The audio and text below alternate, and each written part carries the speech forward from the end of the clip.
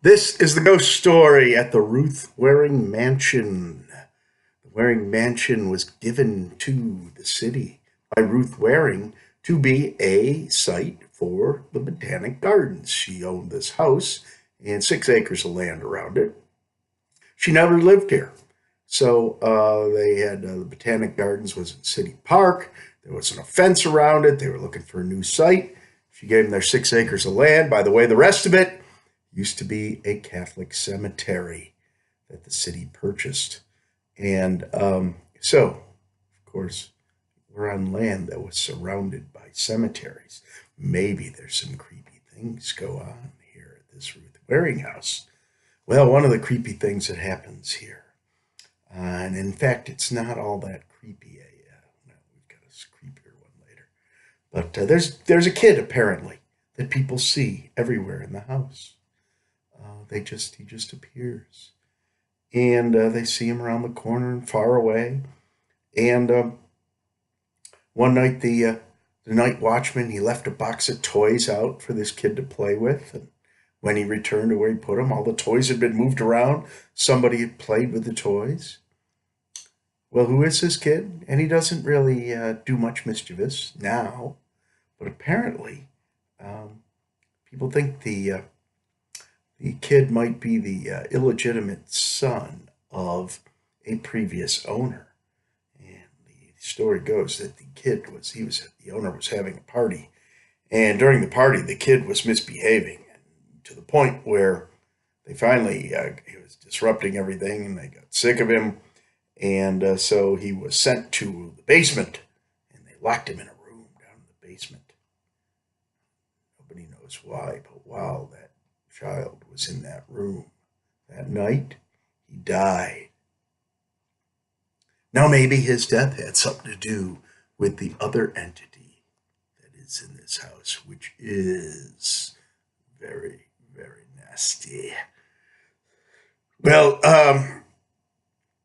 early 90s, there was a contractor, structural engineer, and he had been contracted to come into the house and go down the basement, look around, and make sure that it's an old house, make sure that it was structurally sound. And so the executive director of the Botanic Gardens is here and lets him in and lets him down in the basement. A couple minutes later, she's looking out, or she hears a noise out her window. She looks out, and there's this contractor getting in his truck, burning rubber, getting out of the parking lot. So she calls him, asks him what the heck's going on. He says, "I'm not going back there. I'll give you your money back. I am not going back to that house."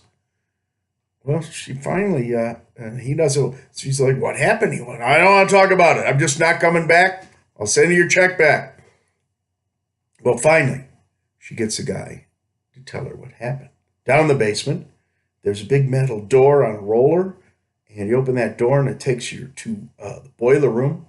And there is a crawl space, a door into a crawl space. So this guy needed to go in the crawl space to check the structural integrity of the building. While he's in there, something grabbed him and attacked him and scratched him all up. And it was trying to drag him away. He is clawing on the cement floor to get away with it. Finally, he did manage to escape, but he's talking to the executive director when she finally gets hold of him. And his wife had just bandaged his hands from the cuts and from the loss of fingernails from clawing on the concrete floor to get away from whatever it was that grabbed him. Fast forward 10 years later, different woman is now the executive director, and she is in the office one Saturday.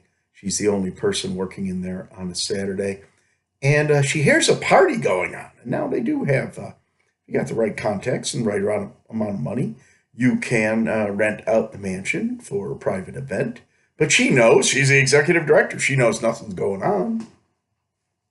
So, well, that Monday, she doesn't show up for work, and the people at the people at her office call to make sure she's okay because she didn't call in or anything. and she says she quits. She's not going in that building again. Well, now the board members are calling her saying, "What's wrong? Come on back. We need you." And she says, "No, I'm not going back. I'm never going in that building again." So finally, they get her to agree to come into a meeting room at the on the Botanic Gardens grounds around the corner.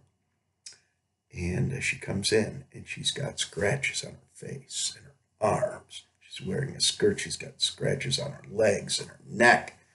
Um, they look at her like shocked. What happened to you? She said, "Well, when she heard this party, she went to check it out.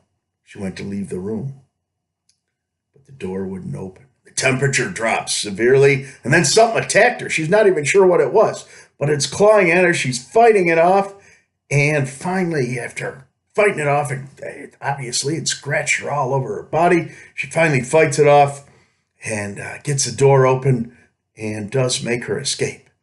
But she said she's never going back in that house, and she hasn't. They found a new job for her. There's the Botanic Gardens also has a place at Chatfield Reservoir, southwest of the city, and that's where the woman works now.